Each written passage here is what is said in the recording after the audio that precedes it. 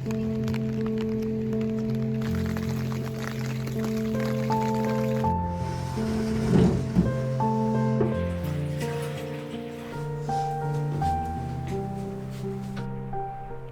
is the one before last day here in Japan. After nearly 3 months, it is time to head back home to Austria, and so my girlfriend and I today are spending the afternoon packing actually and tidying up my grandmum's apartment.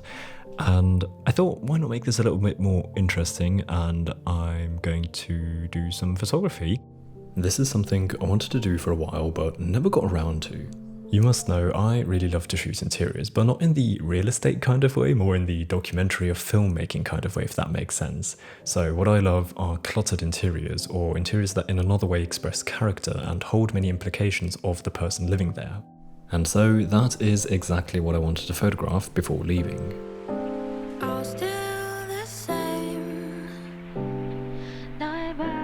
Alright, so the first photograph that I want to take is of this room here, which I think can be most accurately described as the chaos room, because Melly and I are using it the same way that my grandmum uses it, and that means storage. It's just a room full of stuff. And when I say full, I mean it's really full. I'll show it to you a bit closer in a minute. And so before we get our suitcases out to actually start packing, I thought I wanted to just photograph the chaos in here at least once. So I'm equipped with the Pentax K1000, a 35mm f2.8 lens, and I just need to load the film first. We're shooting Fuji Premium 400 today. What I found fascinating in this room is that it's a bit of a mixture of old stuff my granny is keeping, but also old stuff my mum still has here and intends to take with her to Austria one day. But then sometimes I also found random stuff from Europe, mostly Austria, which my granny had brought with her from times when she visited us. There even used to be toys from my cousins, but those were sadly gone by this time. If only I had begun photography back in 2016 already.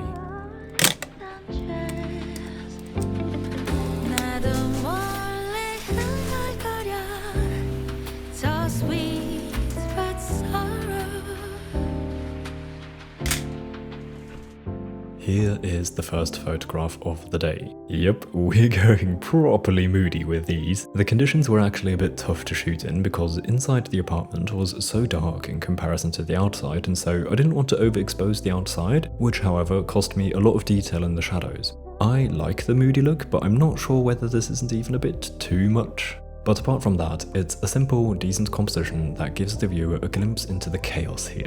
I love how the transparent jacket is backlit by the light coming through the window. Here, I shot a detail of this corner, which is so full of stuff that I find it intriguing simply because of that.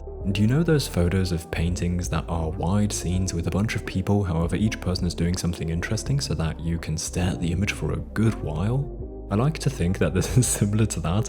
I like to look at what books are in the shelf, or what are those rolls of paper, or other implications such as that my granny's favourite beer brand is probably Asahi, seeing as she has a box of it that has now been repurposed for storage. The white ripped box at the bottom is actually from me. That was the package with the Wi-Fi that we had for the trip that I had to send back at the end, so I kept the package and just left it here for the time being.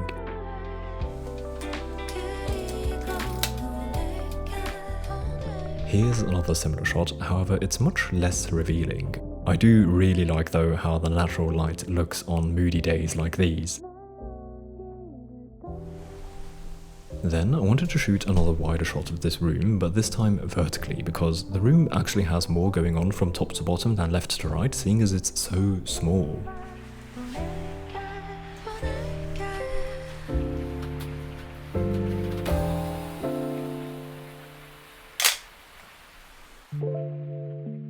Here's the result, and I like it. I think the vertical format fits this scene well. Then I shot a couple more details, but nothing special, just a few more angles and some a bit closer to get some variety. Just the two of us. 침묵 속에 대화 till the sun down.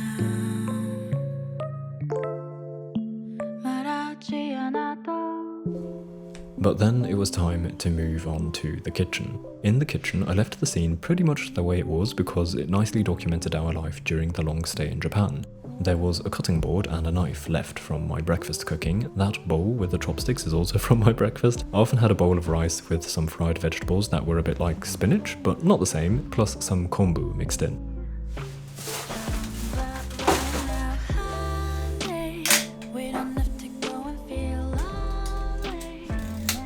Here's the first shot. I additionally opened the drawer here because I wanted to reveal the full and diverse contents of it.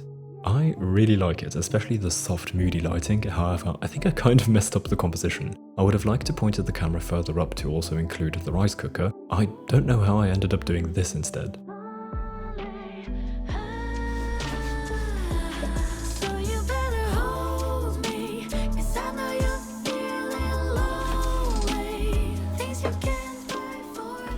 Then I wanted to get a similar shot with a stronger emphasis on that side of the kitchen where the rice cooker stands. Perfect strangers, we're meant to be together. Here's the result. Again, I opened the drawers and this time I included the window, which I think adds a nice touch and some more detail, seeing as it further contextualizes the scene. Other details I enjoy here are the 2 water bottles, which remind me of the time in Japan because that was the brand of water we were drinking. A neat little detail with those is the red light reflected in them. That's the red light from a power strip that was behind them. Next, I wanted to shoot another angle of the kitchen that I had often eyed before when cooking, but never actually shot, so this was my chance.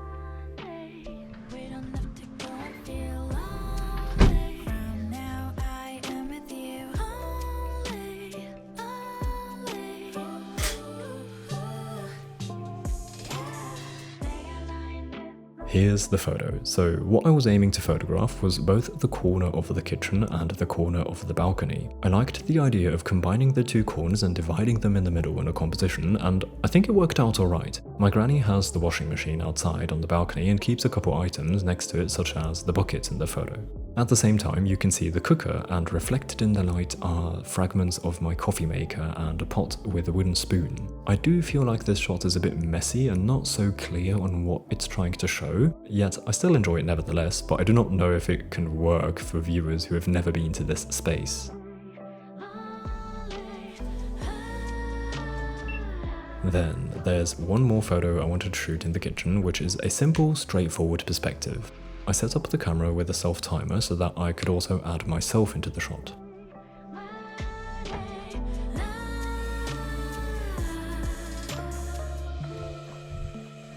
Perfect strangers, just the 2 of us. Here's the result. The first thing I thought was, damn, I look a bit big for this Japanese kitchen. But apart from that, I'm really happy with the result. It captures exactly that softly backlit mood that I was going for in a wide shot. And I was trying to capture an atmosphere that reminded me of a scene from a film, which I think worked out quite nicely. I think something I would like to change is maybe see this done with a wider lens. I feel like I'm taking up too much space in the composition and it would be better to have me a bit smaller in frame. I could have also tried moving further behind with the camera, but due to the limited space in the apartment, I was pretty much on the limit here, so a wider lens might have helped me out. Nevertheless, I'm still very happy with this outcome.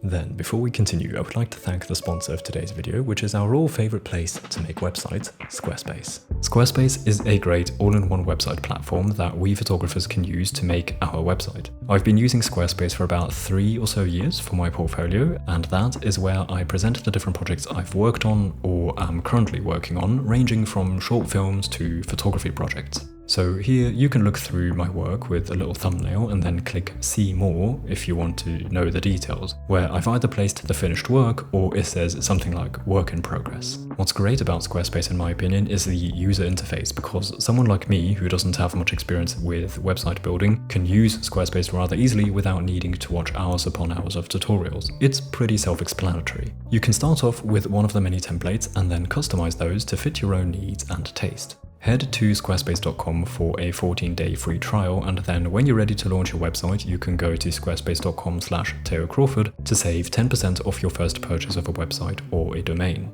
Thank you so much to Squarespace for supporting me and my work here. I really appreciate it. Then there were a couple more locations, if you will, left to shoot, the bathroom and a certain corner in the living room / bedroom area. I wanted to get one more shot of the round table that I had occupied with a lot of stuff while packing. I was thinking that this made for another beautifully cluttered scene, and so I framed up a composition. Here's the result, and it looks pretty cool, I think. Extremely dark, but in a good way, I find. It's a bit extreme, but in this particular case, I kind of like how from the left to right, more items are revealed in the little bit of light that is available. Alright, welcome to day 2. So this is the final day in Japan. We're leaving tomorrow early morning. And so today hasn't really been very exciting. I've just been cleaning and packing all the time. But I still wanted to get a little bit more photography, especially in this area here. This is the bathroom, as you can maybe tell. The camera is right beneath the shower at the moment. So yeah, I'm just going to look for some shots here because I feel like there's some potential. So here again, my approach was to shoot a couple details that intrigue me. Now I'm beginning to question whether the photography from these days are in any way relatable to you, because I'm not sure if it's just me who finds it interesting where households hang their towels and what those towels look like. Let's just take it slowly.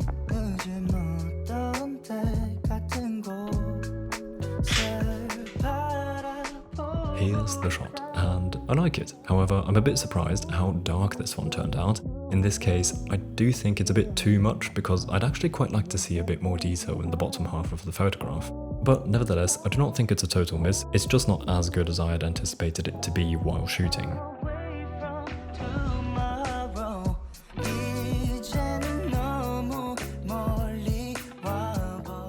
Then I wanted to get a shot of the shower.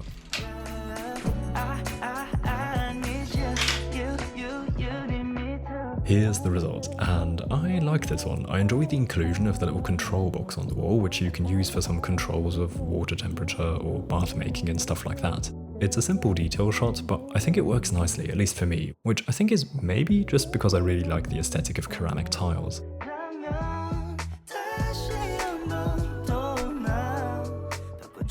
Then here I shot one more photo of the shower's door where we also hung another towel.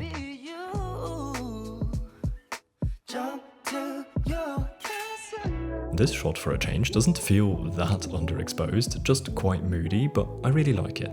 I think what would really bring this to another level though would be to include a hand or a shoulder right behind the wall in the foreground to imply that someone is there, which I think would work better with the look and feel that this could be from a film. Adding a character would add a story, I guess.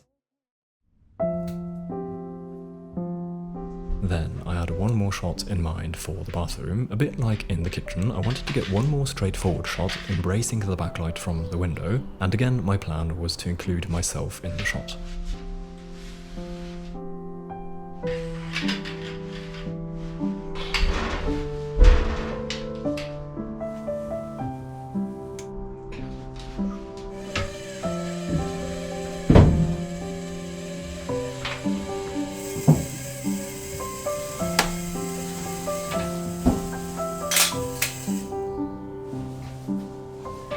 Here is the result, and I love it. This has so much atmosphere packed in it. All the tiles make for a wonderful scene, and the reflections on the right wall add to the mood. Also, I find the foreground quite intriguing. This was actually just a necessary measure because of a lack of space, but it turned out quite interesting. I love the curved reflection. Also, turns out the photo is angled in a way that my shoulders aren't visible anyway, so taking my shirt off ended up being unnecessary, but I wanted to be safe to not mess up the photo by revealing that I'm sitting in a dry tub with my clothes.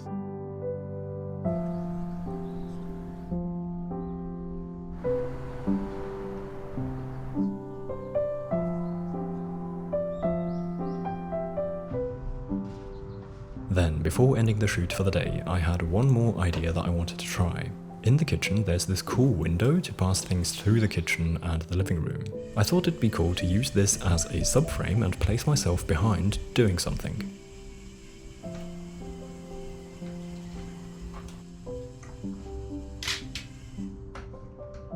Alright, so I do not exactly know what happened here, but I wanted to shoot the photo twice, once with the 50mm and once with the 35mm. However, I must have completely mixed something up because my photo with the 50mm looks like this. Slightly underexposed, intensely moody, yet not quite what I was going for. It's certainly interesting, but really not what I wanted.